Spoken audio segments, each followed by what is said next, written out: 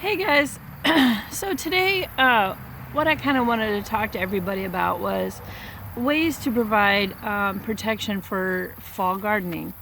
And you guys see on my videos, I have a couple different things that I'm doing. For one, you can do the hoop tunnel, and you can do guys, you can use milk jugs, cut the bottoms out and put over your plants to provide protection and warmth.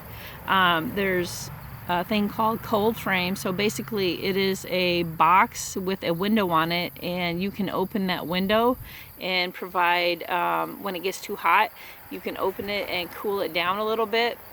So it's a little bed with a window on it that you can open. And a lot of this stuff you can make your own. You don't necessarily need to go buy anything. The only thing that you would kind of really need to buy would be like a hotbed, because that requires heat. And it's the warmth that you're providing extra. And then like a regular greenhouse,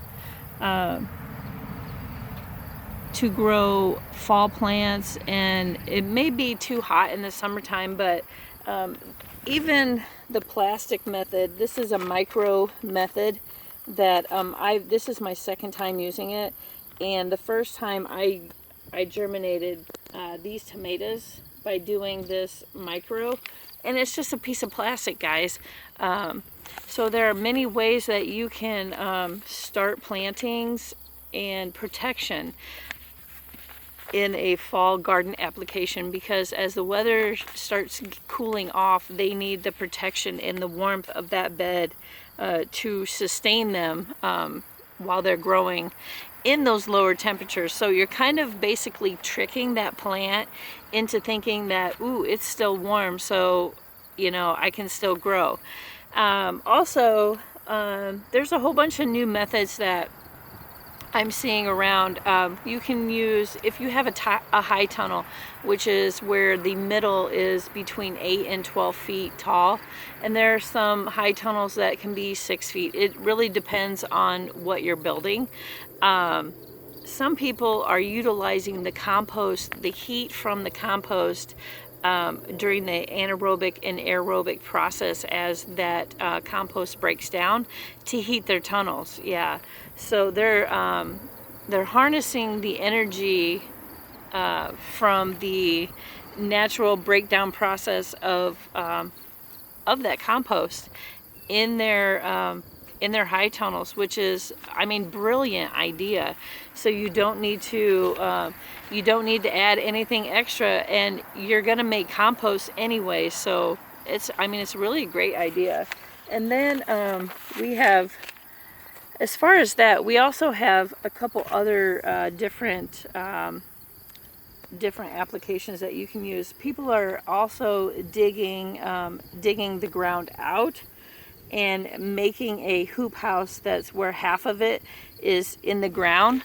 So they're harnessing the energy of the earth as well. So there are many different things that we can do, guys, to extend our growing season, and which really doesn't require a lot of money.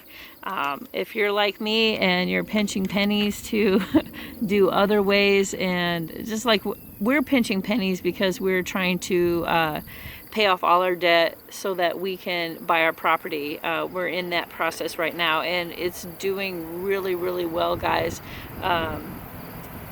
By December, we should have all but 2 things paid off, and that includes the house. So we're looking at a really good position for us, and that's what that's another thing that I really wanted to talk to you guys about is gardening. Now, I know that a lot of people don't have a lot of space to do a huge garden, but like me, I have all these raised beds, and I'd really like to plant more.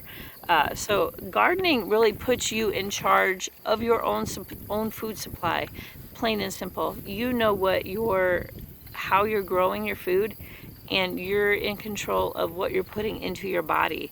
So with gardening comes a lot of research.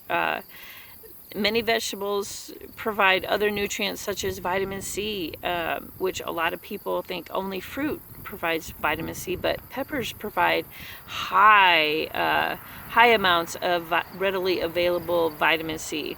And as I'm learning to garden, I'm learning what plants also, like vitamin A, orange fleshy fruits like carrots have not only keratin, but they have a lot of high vitamin A, squash, stuff like that. So you want to get familiar with certain types of plants that you need for your balanced diet.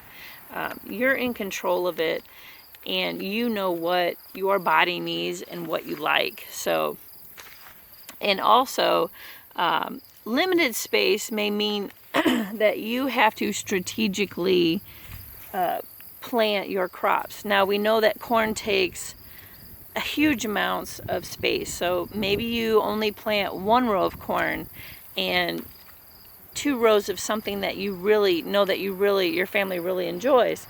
Like I did a whole bed of tomatoes because we really enjoy tomatoes, and I wanted to make spaghetti sauce and stuff this year, so we did that. And then we also did green peppers because in the summertime we eat lots of salads.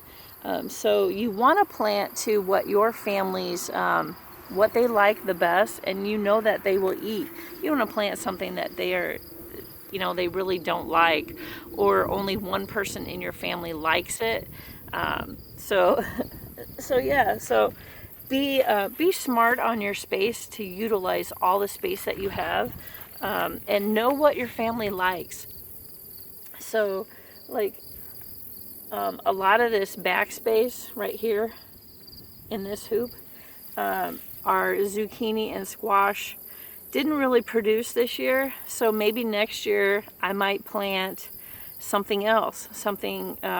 Instead of squash, maybe I plant just the 2 zucchinis, because the squash didn't really produce, and we love zucchini on the grill, so we might do that. Now next year we are going to add 2 more beds on this side of the hoop house, because we really enjoy the raised beds, getting the plants off the ground and adding your own specific nutrients to help, because our soil here is really sandy, so we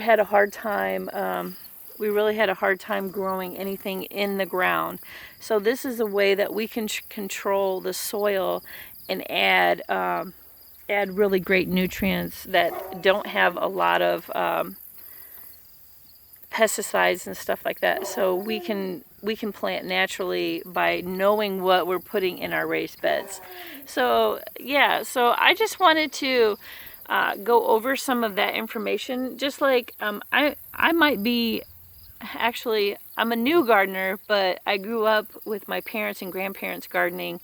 Every year they put out probably close to an acre of gardening, and everything that you could think of back then. So as I'm learning new gardening techniques and information and knowledge, I'd really like to share that with you guys. So anytime that I can help and share what I know and what I've learned, it's a win-win situation, guys. So there you have it. And if anybody has any questions, leave me comments. If you'd like to gain more information on something else, I would gladly look it up and we can learn together, guys. So there you go, a little bit of tidbits for you. You guys have a great day. Thanks for watching.